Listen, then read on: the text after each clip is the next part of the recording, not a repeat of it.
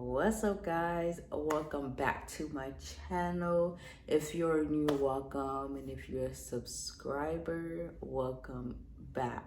So as you can tell from the title, I'm going to talk about gallstones, laparoscopy recovery, having my gallbladder removed, and just how it all happened. So sidebar, I just wanted to just like shed light on all of the things that a woman's body goes through, like after, giving birth and everything. I mean, like I've read stories and seen videos where like some women have lost their hair, where like chunks of hair is coming out, lost their teeth. I mean, it's so much that happens, and with postpartum depression and everything. So it's like it's a lot that like I am learning, and I'm in awe, and my heart goes out to like all the women going through it. For me, one of the I guess you would say side effects of pregnancy was gallstones and having my gallbladder removed, which I've learned that there are women that, during pregnancy they had to get it removed. Oh my God. I can't even imagine. But for me, that was like one of those side effects. So we're going to take it back, right? During pregnancy was a lot of heartburn, it was a lot of discomfort. And then when I was in the ICU, and if you want to know about, the ins and out with the ICU and everything, I have a 3-part to my story and how my OB almost killed me. If you want to watch that, click the links below and that'll take you to those videos. But with being in the ICU and also like not having much to eat, it didn't even make matters better for me. It kind of just like messed up my whole system and how my body works and everything. So over like course of months, I started noticing like I would get full of the simplest things, but like it would just feel like bloating. You know what I'm saying? Like it was just a really uncomfortable feeling. Like I just kept chugging water or whatever. So I kept paying attention to it, kind of just like, I was like, okay, maybe I need to change, my diet, probably like cut down on greasy foods, starting with, the little remedies here and there to see if that would work. All right. I would feel okay every now and again, but it wouldn't help. So I actually went to, a primary care physician that my mom recommended because my grandma was going there at the time. So I went to see him. He just gave me like a prescription for omeprazole. That really didn't do anything. It's like it just felt minty going down, but kind of just did not help like stop the issue at all. So it was just like one day I ate, and like the discomfort was like at a 10. I was no longer uncomfortable. Now it was like I just felt like I was in pain. Like it was just like my stomach just felt so tight, like it was going to explode. So I went to the emergency room, and the doctor came and he was like, okay, well, I'm not sure what's going on, but our best bet is to start with blood work and ultrasound, and then from then we can, take it from there. So I was like, okay, cool. And I go, you know, get blood work done, and then I go and have the ultrasound of my stomach. And when he came back, he was like, you have a lot of gallstones, like a lot of gallstones, and you need to have surgery as soon as possible before your gallbladder burst. And I was like, is it that bad? And he's like, yeah. So I had to find a primary care physician ASAP so that he can help me find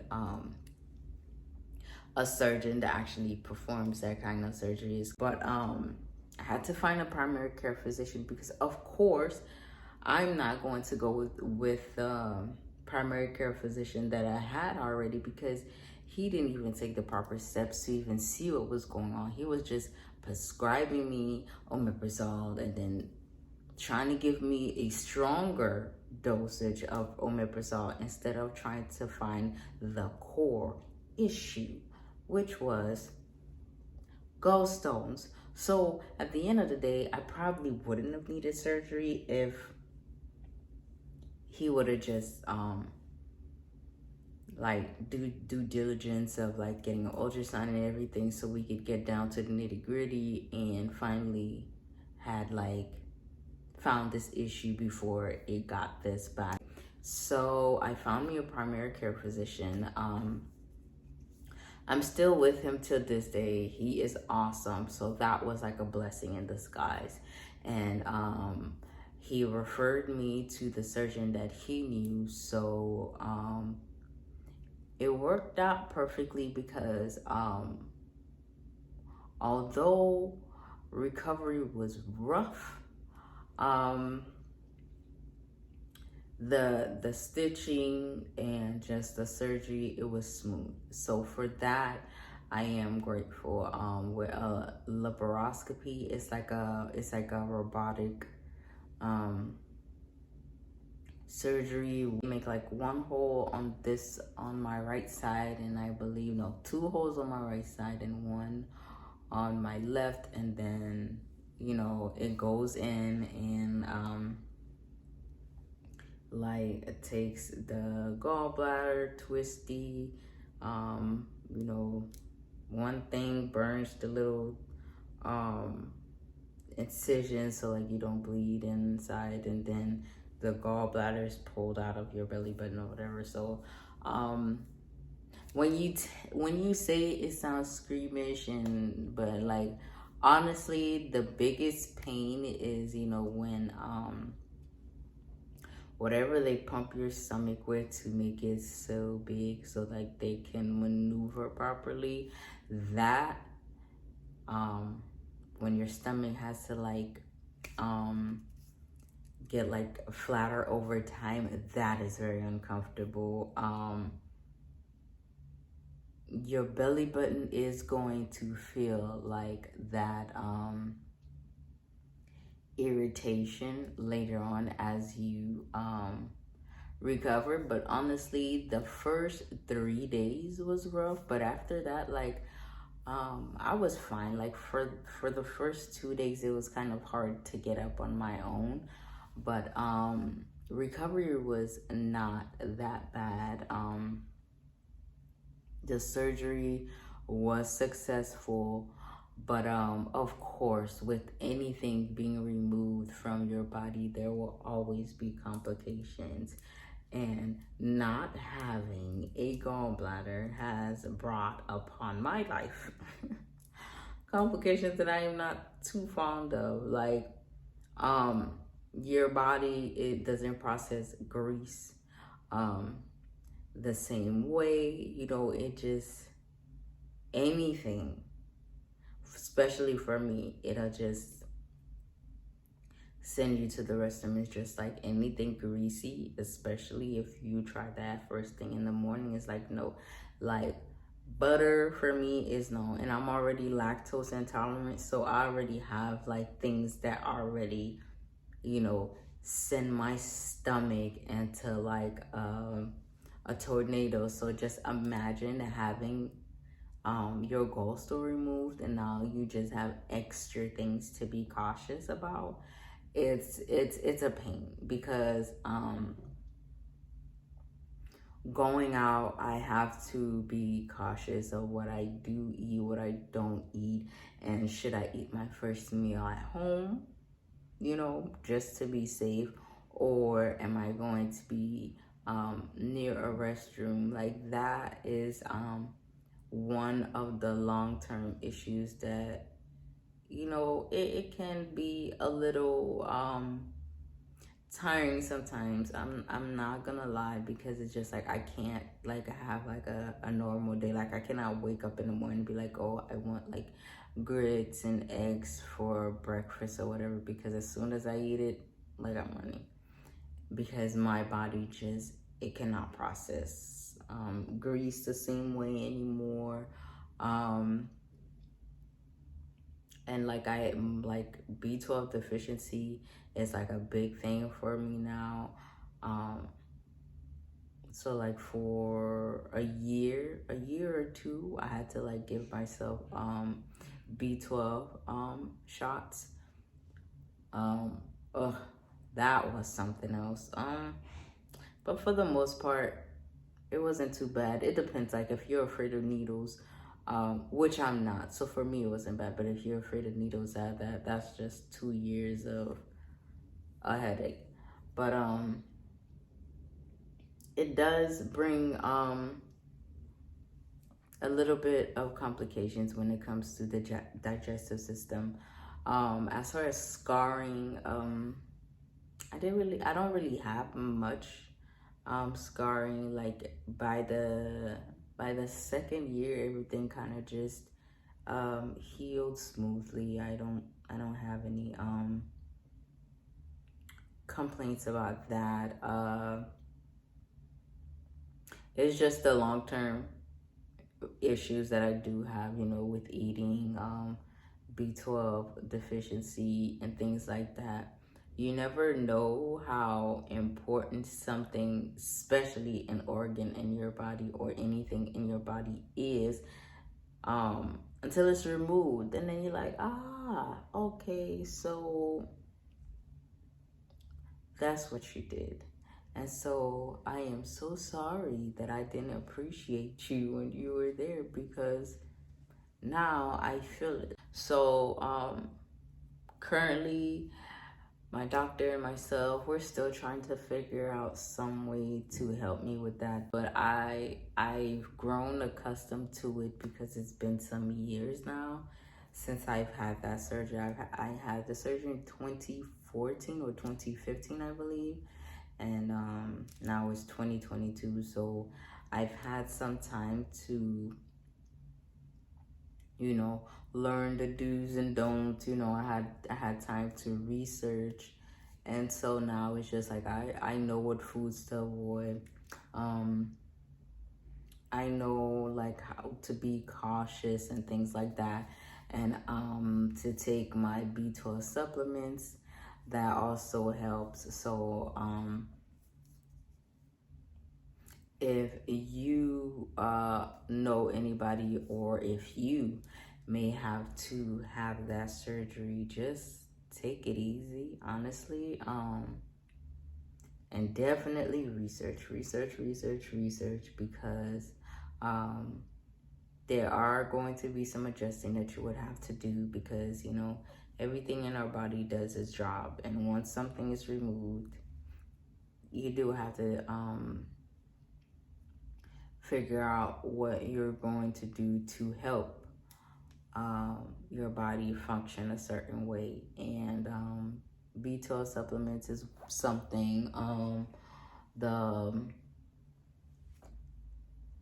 B12 shots, they helped. And you know, just being conscious and mindful of the things that I eat at the time that I eat them, and like, you know, just being very mindful. But I'm just grateful that You know, I did go to the hospital. I did listen to my body. I did have the surgery, and like, you know, it didn't like get to the point where my gallbladder just like burst inside of me, you know what I'm saying, which could have brought a heap of other complications that God forbid we will not discuss. So I am grateful that that doctor did what he was supposed to do, and found the issue and gave me a solution, instead of just giving me, you know, a band-aid, which was omeprazole, which was not, you know, helping the issue, because I was still gathering gallstones. You know, could you imagine continuing to go to this doctor and continue to take these meds and just having like gallstones upon gallstones until something disastrous happened? Like, it's mind-blowing how some doctors operate. But I am so grateful for that doctor that I seen at that hospital. I am so grateful for the surgeon that took his time and did you know, his due diligence to, you know, make sure that the surgery ran smoothly and make sure that I recovered smoothly. There were no complications, and I am so grateful to my primary care physician for helping me find that doctor, and everything just worked out as it was supposed to. So for that, I am grateful. Would I like to have had my gallbladder and not have had it removed? Yes, most definitely, because the complications that, you know, I experienced just with eating, it's like, if I still had my gallbladder, I would not have to worry about that. But am I grateful that I can eat without being in pain and being bloated and all of that? Yes, of course. So definitely with anything, weigh your options, do your due diligence, do your research on everyone, so that you can make sure that whatever it is that you are doing, you're doing it with a clear head, and, you know, your expectations are realistic. And if you have any questions for me on my surgery, please leave them down below. I didn't know anybody who's had that surgery before until afterwards. So I hope this helps anybody that needs it. Don't forget to like, comment, and subscribe. I hope you enjoyed this short story time, and I will see you guys on the next video. Bye.